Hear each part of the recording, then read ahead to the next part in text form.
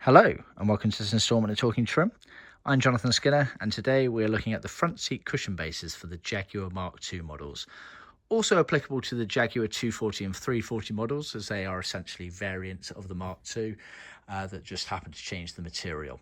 And what we've got here is a pair of seat cushion bases, the bit your bum goes on as you're sat in the seat, from two different original cars. So on the right hand here we have a right hand front seat cushion base in dark blue, and on the left hand we have a red left hand cushion base. So effectively we've got a pair but from two different cars.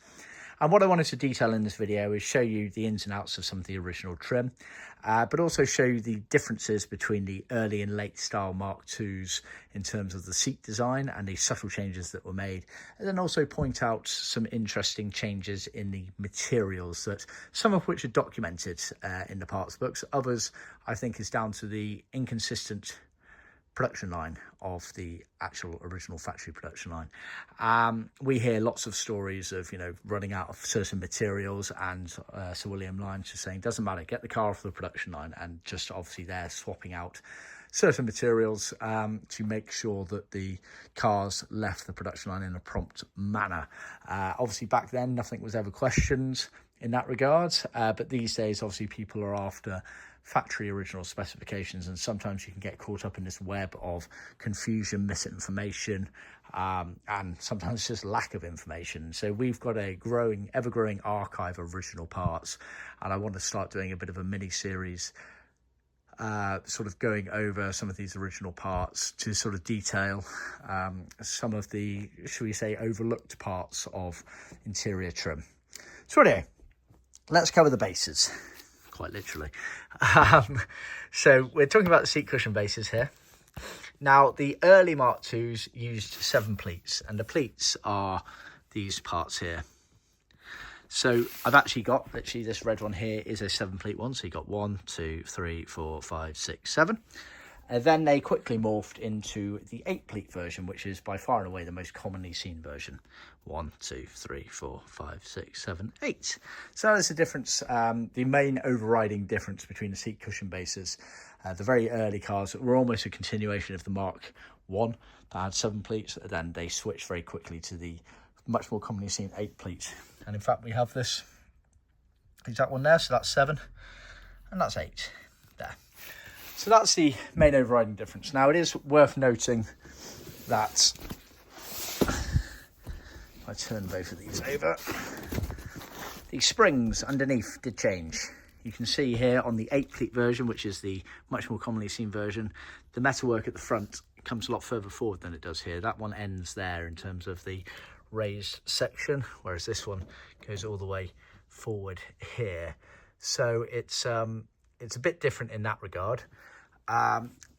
We are actually in the process of looking to get some of these manufactured.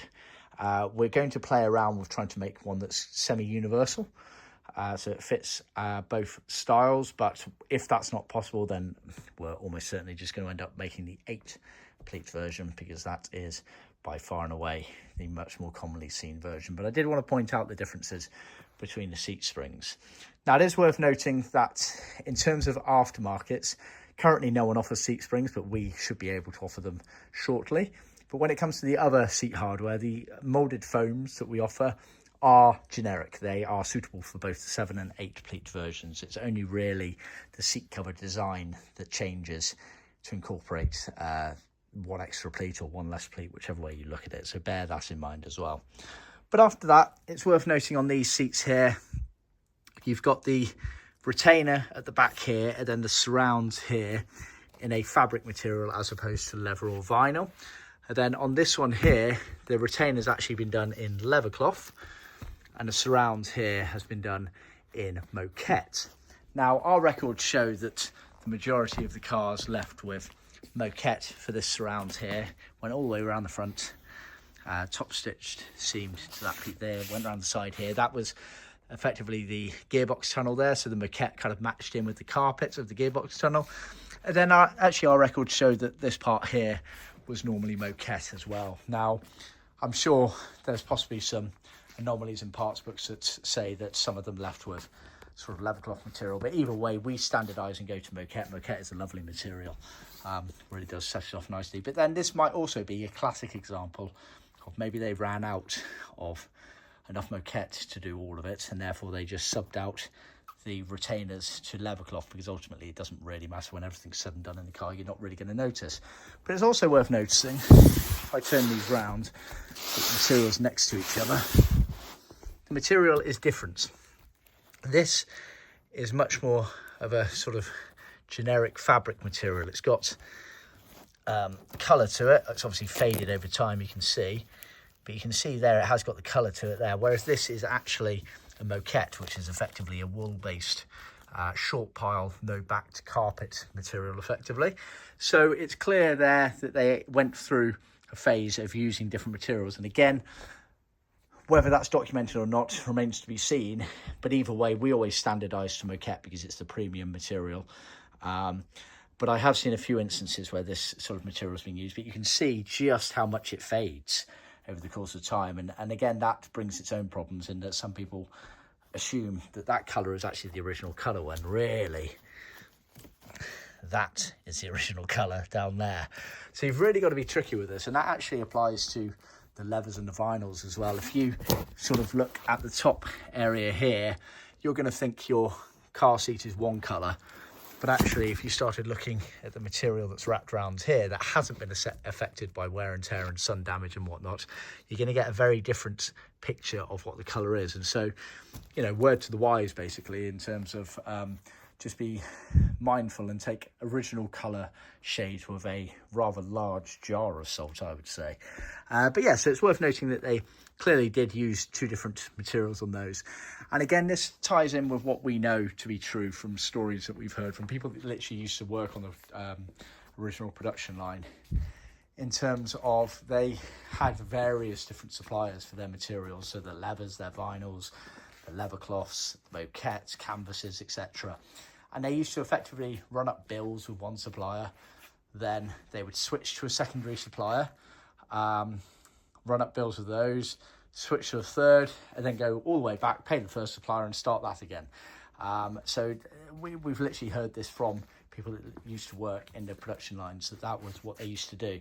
And with each supplier, their variant of red or dark blue was slightly different, and that wasn't just down to certain materials, that was down to all materials. So you really have to take everything with a pinch of salt in that regard.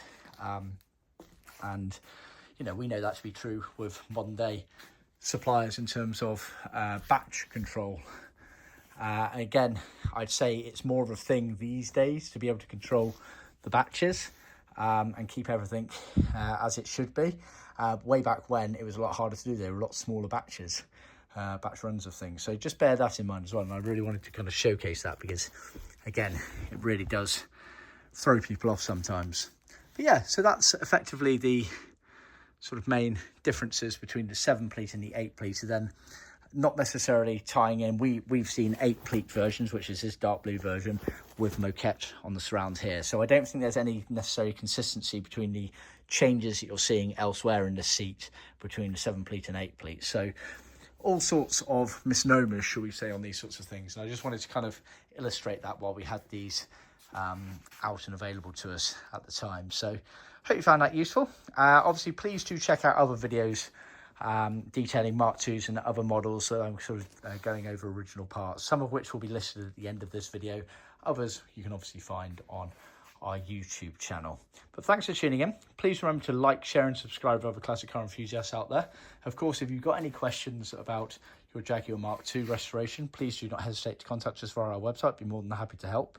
And yeah, thanks for tuning in. Please check us out next time. Thank you.